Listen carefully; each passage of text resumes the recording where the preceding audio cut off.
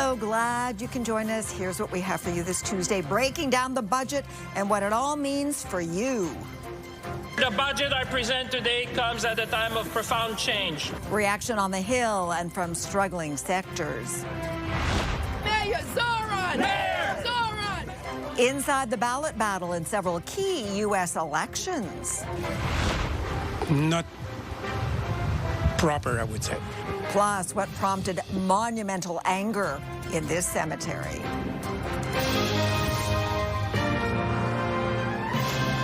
CTV National News with Sandy Ronaldo. It is being called a big, bold, no surprises budget for these tough times. And now we know what Mark Carney's minority government is pledging as the finance minister outlines billions in cuts, savings, and generational investment. CTV's Annie Bergeron-Oliver was in the budget lockup and shares promises made, priorities revealed. Annie. Sandy, economists say that this budget is a pivot from the Trudeau era. Instead of focusing on social policies and climate change, they say it has more targeted investments aimed at increasing productivity and economic growth. We choose to invest. Nearly 7 months after getting elected, the Carney government has dropped its first budget, a 406-page book it promises will build Canada strong. Over the next 5 years, Ottawa intends to spend $141 billion in new measures that they project will bring in $51.2 billion in savings. Together, those measures will take Canada's deficit to $78.3 billion this year, dropping to $56.6 billion by 2029-2030. It's well within the range that people had expected, and people also understand that 75% of what we recorded this year, you would have seen that at the very beginning, was to, defend our sovereignty. One of the biggest expenditures, defense, with $81.8 billion in spending over 5 years. There's $20.4 billion for the military's recruitment and retention problems, $10.9 billion for upgrades, and $17.9 billion to expand new military capabilities, including procuring new armored vehicles. It's a real big injection of money, but really interestingly, they don't provide any annual investment or expenditure total. There's no articulation of where year by year that would take us as a share of GDP. There's also $51 billion over 10 years for a new Build Community Strong Fund to help fund new infrastructure projects, $1.7 billion for an international talent attraction strategy, and $13 billion over 5 years starting in 2025-2026 for Build Canada Homes. That includes $2.8 billion for Indigenous housing. One way Ottawa is bringing down the deficit through changes to the public service. Ottawa wants to shed 28,000 public sector jobs within the next 3 years through cuts, attrition, and a move to incentivize voluntary leave and early retirement. How much that alone will save and where the cuts are coming from is unclear. Ottawa is also hoping to save $60 billion over 5 years through modernization and government efficiencies. Canada's new government is spending less on government operations. Canadians understand that. You need to put the house in order. But aside from a promise to review bank fees and to automatically file taxes for lower-income Canadians, experts say there's little that will help with affordability. If you're the average Canadian, you're looking at this budget, you're going to say, well, it doesn't change my life very much. I'm concerned about affordability, I'm concerned about housing costs, and lots of concerns. It doesn't really address any of those things specifically. Instead, many economists say the budget's aim is to create a better environment for business through measures like a so-called productivity super deduction. The budget also sets the stage for the elimination of the oil and gas emissions cap, a move the industry and the provincial government in Alberta have been calling for as a way to encourage more investment in the sector. This is a budget that focuses on capital investment because of the context that we are in right now. The economy is quite weak and is under attack because of the tariff issues, and we have a significant uncertainty in the Canadian economy, so businesses are not investing. For the first time, the budget is being separated into capital investment and operational spending. By 2028-2029, Sandy, the operational budget is expected to have a surplus of $1.7 billion. A lot. Okay, thank you, Annie, in Ottawa. Now, the Liberals will need help in order to have enough votes to pass the budget. So here's what the opposition parties have to say. It was a very long speech, and given that this government is adding about $10 million to our national debt every single hour, I think we can say that while talk is cheap, it's very expensive when a Liberal finance minister does it. I hardly see how, after having met with our caucus tonight, we could vote in favor of this budget. This is a red conservative budget, which Mr. Harper might have signed. And there's nothing for Quebecers in there. We're not telegraphing anything. I'm a Jack Layton, New Democrat. We came to Parliament to make Parliament work.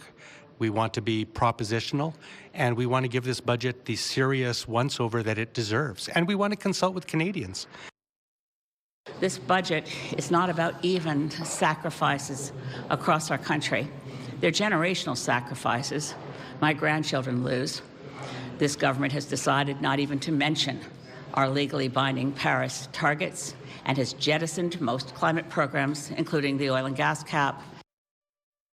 Well, there is a lot to unpack, including that deficit of $78.3 billion, which exceeds what the parliamentary officer predicted. And a reminder that the week after next is the first time that the opposition can vote on the budget. Here with us now, BNN Bloomberg's Andrew Bell. Okay, Andrew, we're talking about a big document of more than 400 pages and a big deficit. So, will it help with business? Will it help Canadians with affordability? What was your takeaway on that? It's a business-friendly budget in the sense that there's going to be massive spending on things like infrastructure and improving productivity. In fact, on those two categories, about $250 billion over the next 5 years. So business stands to benefit there. But there's very little for consumers in the sense of our tax cuts or goodies, new write-offs for children's violin lessons and stuff like that. Gimmicks governments have resorted to in the past. So it isn't really an election budget on the face of it. It really is better for corporations. Okay, so that being the case, we always look to the markets the next day to kind of reflect what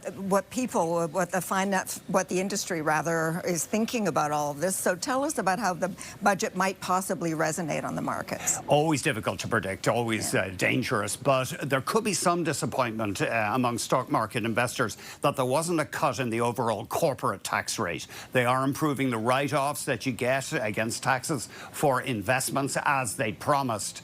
And we could see some selling in the bank stocks. The government says they want more competition in Canadian banking, including eventually killing off fees for moving your account from one institution to another.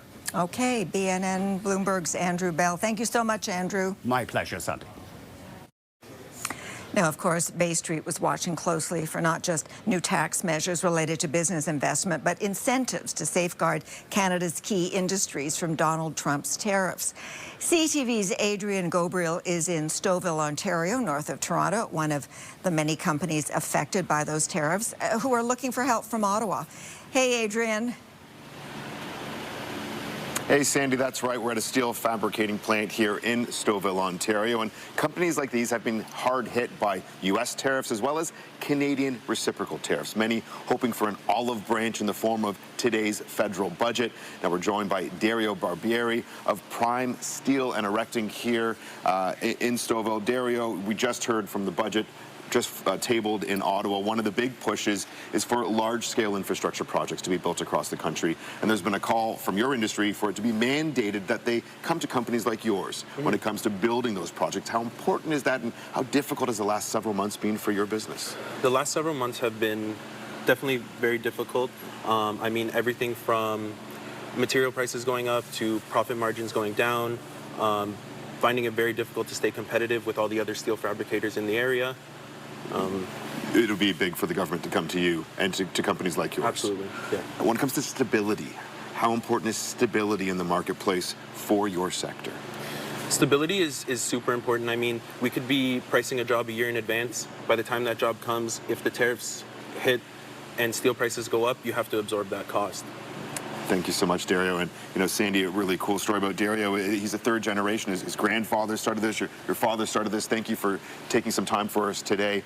It's a sentiment that is shared by the aluminum sector. When we look at the auto sector, lumber, Sandy, all looking for something in the budget to help them weather the current economic storm.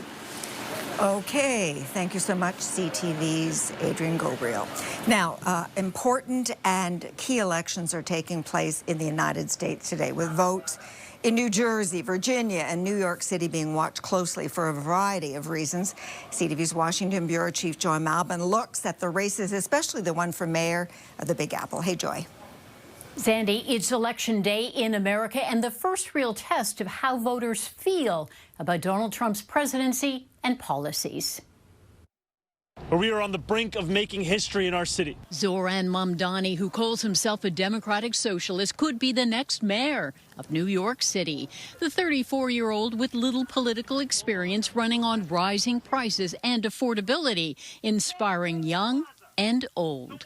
We're all from Mamdani, all ages. There's a whole group of us. Mamdani's rival, Andrew Cuomo, the former governor, resigned over sexual harassment allegations he denies and distancing himself from an endorsement by President Trump. He's not endorsing me. He's opposing Mamdani. If Zoran Mamdani were mayor, Trump would go through him like a hot knife through butter. In New Jersey, the governor's race, another test of the nation's mood.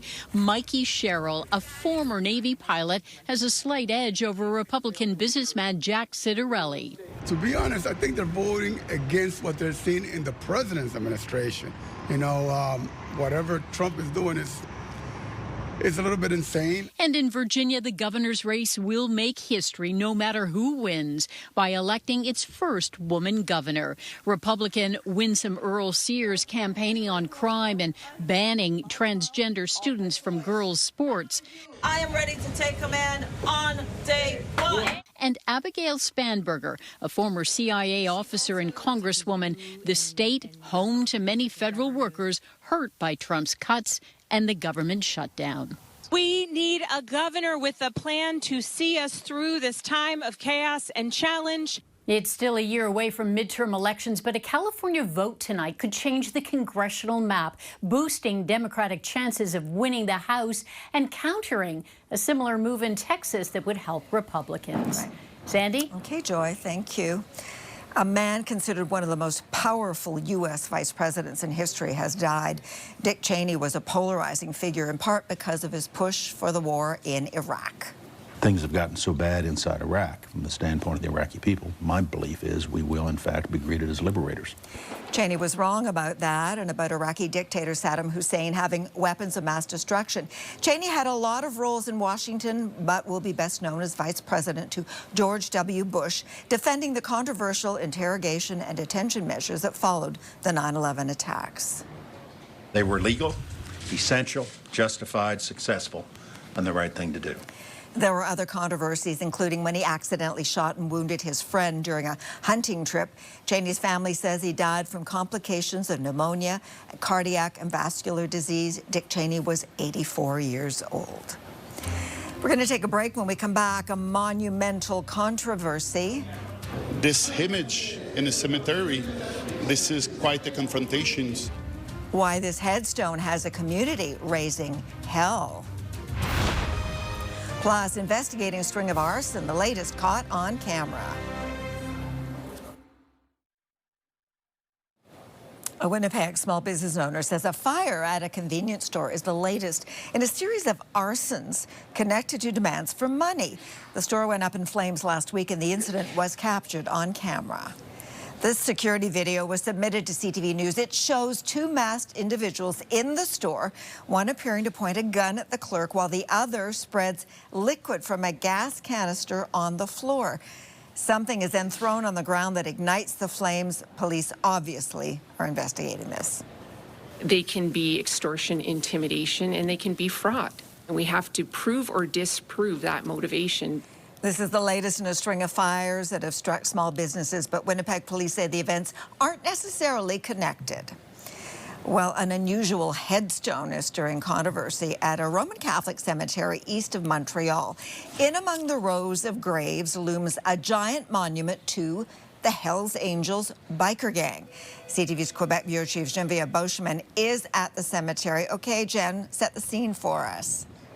Yes, Andy, in this cemetery with all these gravestones with names like Clermont-Roland, well, there's one that stands out. Among rows of tombstones in this 150-year-old cemetery lies the engraved winged skull of the Hells Angels, a monument in a Catholic resting place bearing the trademark of a violent biker gang That has many in the town of Saint-Basile-le-Grand talking.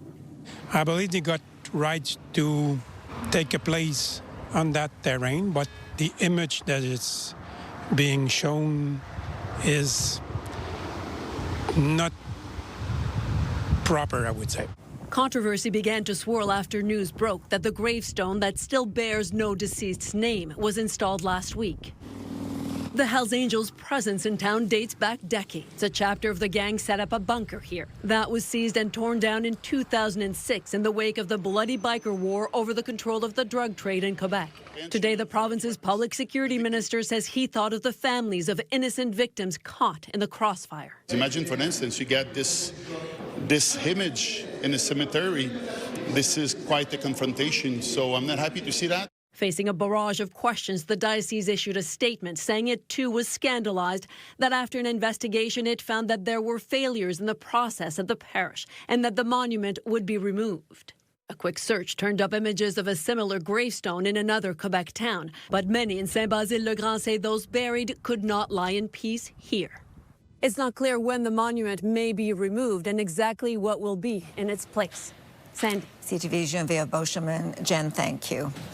Well, Prince Harry is visiting Toronto this week. He'll be attending a series of events on Wednesday and Thursday ahead of Remembrance Day to support the armed forces and the veteran community. But when it comes to Prince Harry, when it comes to remembrance, when it comes to veterans, these are things that are just so very important to him. The Duke of Sussex is packing multiple appearances into a short visit, including one event he'll attend on behalf of the Halo Trust. That's an organization supported by his mother, Diana, that works to clear explosives and landmines in areas following conflict. However, Harry's visit comes on the heels of a lighthearted controversy after he was spotted wearing an LA Dodgers hat at a World Series game. Big mistake. Okay, still ahead, weathering the elements. How Atlantic Canada is coping with a powerful weather bomb.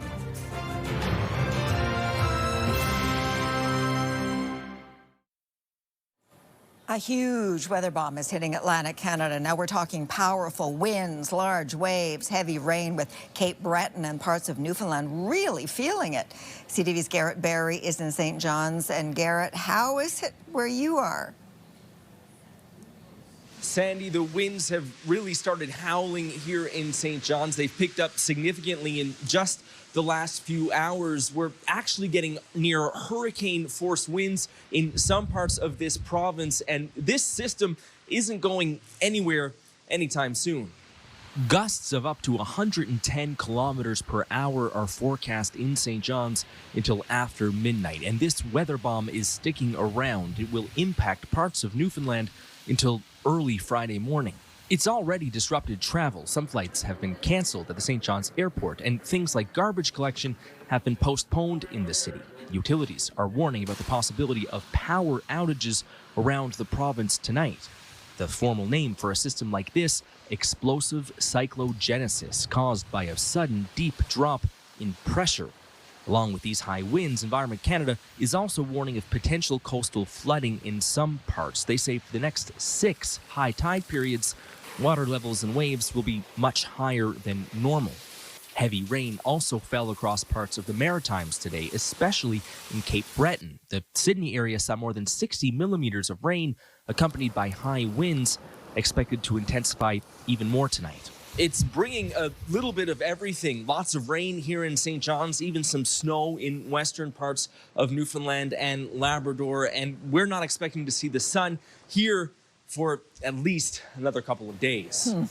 Sandy. Good luck. Okay, Garrett in St. John's. An award-winning cinematographer that I've worked with for decades on CTV's W5 and CTV News specials is opening up about his health struggles. Kirk Neff suffers from essential tremor disorder. That's a neurological condition that causes uncontrollable shaking in his hands. Well, something happened recently that changed his life. Kirk shared his story with CTV's chief anchor, Omar Sachedina. And as you know, just watch my shakes hurt. Even the simple act of putting on a microphone turns into an exhausting and demoralizing battle. So does eating. When did you first discover that you had this? When I was 16 years old, I noticed that I had these little shakes. But a chance meeting with a neurosurgeon while Kirk was on an assignment gave him the hope he'd given up on. I put the mic and told her, and she immediately looked at me and said, I can fix that. And you can watch part 1 of the 3-part series of Kirk's journey on CTV National News with Omar Sachedina tonight at 11 on CTV, of course, and ctvnews.ca. If you Google birch bark canoe, you'll learn it was the principal means of water transportation for Indigenous peoples of the eastern woodlands and later fur traders. But these light canoes have been relegated to history. It's why when CTV's Sarah Plowman learned a First Nations group was learning how to build one, she went to check it out herself. Hi, Sarah. Sandy, the canoe behind me launches tomorrow. So today, the team put on those finishing touches. Rivers were once the highways, canoes the vehicles, built of birch bark, cedar, and ash trees. They call us the Woolustogawig. We are the people of the river. Rodney Bear's ancestors built these vessels, but he never had until now. For me, it's like revitalization of culture. Under One Sky Friendship Center is behind the project. Recruited artist Shane Purley-Dutcher to lead. I don't call myself a master builder. I'm still learning myself, but like I said, I built 6 canoes, so I know enough about the process to get through to the final step. In May, they went to the forest to gather materials, climbing nearly 10 meters up a birch tree to shave off the bark for the base. They cut a cedar tree for the planks, ash for the thwarts, and dug up spruce roots for the lashing. Bring it back and boil it, take off the bark, split it. This canoe has been their vehicle to learn more about Wolastoqey culture, history, and identity. This is like a physical language and a spiritual one too, but it's like you're working with your hands, you're working with the elements, and as you're working with these elements, you're starting to see like why they may have done things a certain way. It's something that we need to continue to do to pass down to our future generation of students and people that want to learn the tradition to keep this alive. On Wednesday, the 15-foot canoe will launch and touch water, but it's already touched these builders. The more I can soak up, the more I can teach, so that our culture isn't lost. They've been learning skills that date back generations to ensure this knowledge is maintained for the future. Sandy. All right. Thank you, Sarah, and thank you. I'm Sandy Ronaldo. We'll see you tomorrow. Bye for now.